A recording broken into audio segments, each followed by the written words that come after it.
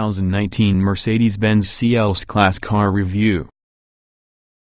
In 1976, Mercedes-Benz introduced the legendarily bulletproof W123, which had been followed 26 years ago by the W124 that carried the fishing line into the early 90s, and also the arrival in the round-lamped W210. Literally and spiritually, these cars are classes, comprised of various sedans, coupes, wagons, along with the odd limousine.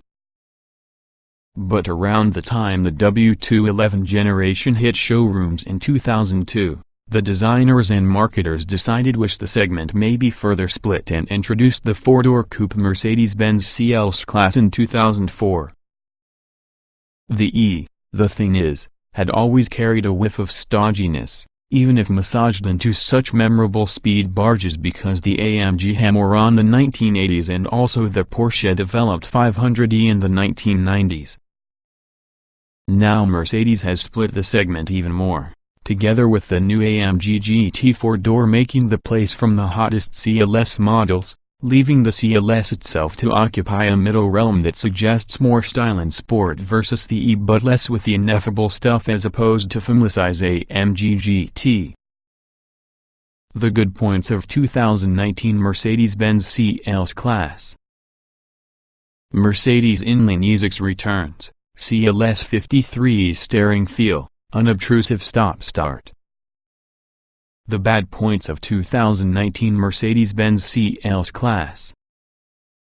Less visually striking versus the previous CLS, numb steering in CLS 450, new AMG GT 4-door undercuts its prestige. The positive power of further electrification.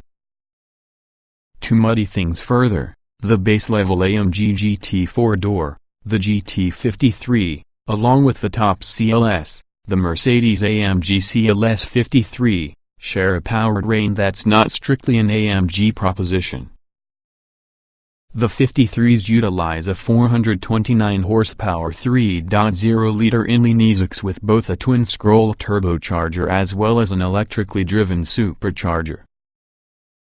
It also features an incorporated 21 horsepower motor generator sandwiched between your engine and transmission that Mercedes calls EcoBoost and is also fed by and feeds single 0 kWh battery. The motor seamlessly fires the engine after an automobile stop. The electric supercharger eradicates any lag at low RPM, along with the turbo helps to make the whole thing sing. It's a corker of any power plant, utterly harmonious functioning. There's no stop-start stumble, no awaiting the turbo to spool up to date. In addition to the inherent balance with the straight six signifies that there's no unbecoming harshness or graininess, traits which have sometimes bedeviled Daimler's V6 engines. The inline E6 goodness also will apply to the 362 horsepower CLS 450. Which mainly suffers for lack in the electric supercharger. Nevertheless, it does have precisely the same EcoBoost motor and 48-volt electrical system. Power is obviously adequate. Nevertheless, the delivery feels a tad lazy and uninspired compared on the instantaneous torque everywhere that's provided by the AMG variant. It is smooth and quiet, a Beverly Hills Boulevardier for 5 passengers up from 4 in the past iterations. But it really lacks the eagerness and holistic excellence with the CLS 53. Both versions in the 6 are backed by way of a 9-speed automatic.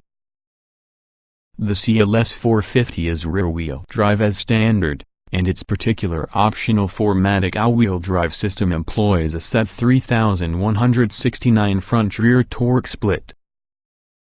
The CLS 53 has the carmaker's 4MATIC Plus system, that provides fully variable torque distribution. In the handling department, the cars feel merely a smidge stiffer than their A-class counterparts, but even though the CLS 450 carries the rheostatically numb steering containing come to plague way too many German automobiles lately, the CLS 53 comes with a surprising volume of feel over the wheel. On winning byways outside Barcelona, We found the 53 dirt straightforward to place on the street, whilst the 450 proved itself a vigor co-conspirator. As much as we liked the 10 best cars winning E43, the CLS 53 improves upon the proposition, offering simply a little more edge with an extra modicum of sporting sure-footedness, without stepping within the everyday usable drivability and comfort. We can't wait to view what the class is like using the new inline-E6 powertrain, and sources report that we won't ought to wait long to determine. For the E-Class stalwart who simply can't wait for new engines, this latest CLS is among the most alike example yet.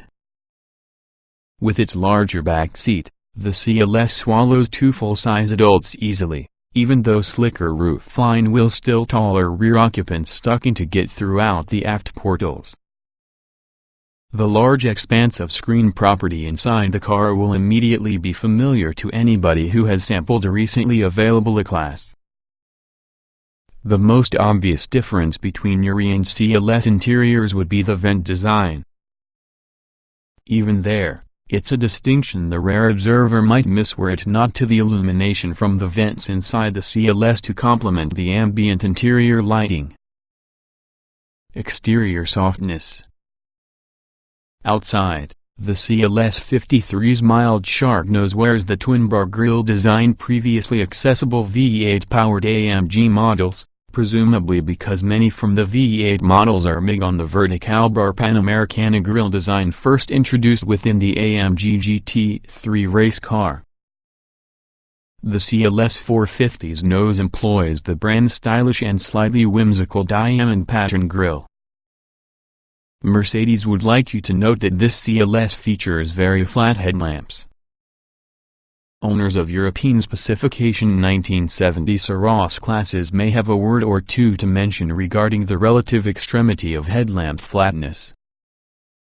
Compared while using 2 previous generation cars, the revolutionary CLS seems positively slab-sided, wearing merely a soft shoulder plus a relatively subtle lower character line to extremely slightly hint with a fuselage shape. Out back, the CLS 53 sports a shorter ducktail spoiler and bold quad rear pipes integrated into your bumper, the location where the spoilerless CLS 450 houses a couple of trapezoidal exhaust outlets. The case to the CLS was previously simple. For the past 14 years, it's been a mid-size executive sedan geared towards the style-conscious buyer that has a yen for private luxury. After traveling in a development prototype in the CLS 450 last summer, we wondered if Mercedes had brought the 4-door coupe too close towards the E-Class sedan, eliminating too much in the car's previous character from the name of increased size and user-friendliness. The arrival with the AMG GT 4-door brings the mission with the new CLS into clearer relief, although one can't help but feel how the sportier AMG car has stolen some with the CLS's thunder. For fans of traditional Mercedes virtues, the newest CLS, the CLS 53 especially, offers up-muted style, a good amount of technology, and stellar ride quality, while goosing the package which has a healthy injection of involving sportiness. In a mid-sized Mercedes lineup rife with choices, it's a standout.